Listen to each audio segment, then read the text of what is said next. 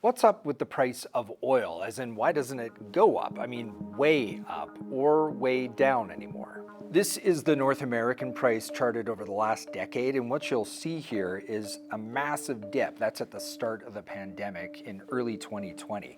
But as we began to climb out of the worst of COVID, the price settled into this rolling hill pattern here. No more deep valleys or tall peaks, and it's been that way ever since. And here's the curious thing. Prices have been staying pretty stable even though global events have been anything but. Think about it.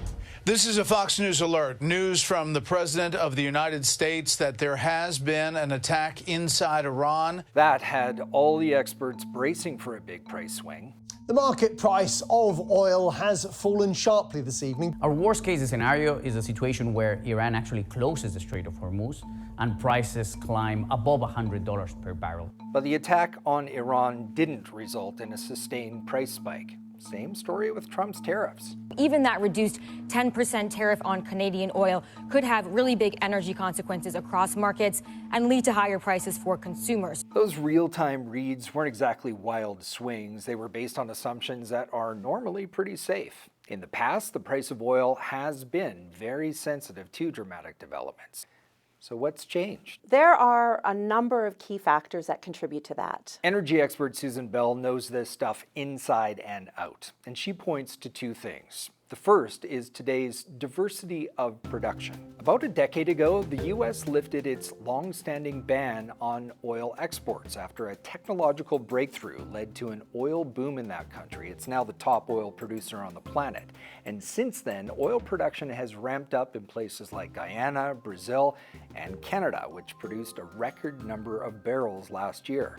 The result? The world is less dependent on oil that's coming out of the Middle East than it was in the past. Less reliance on the Middle East means more price resilience, because if there's a major disruption in that region, that can be somewhat offset by other sources of supply.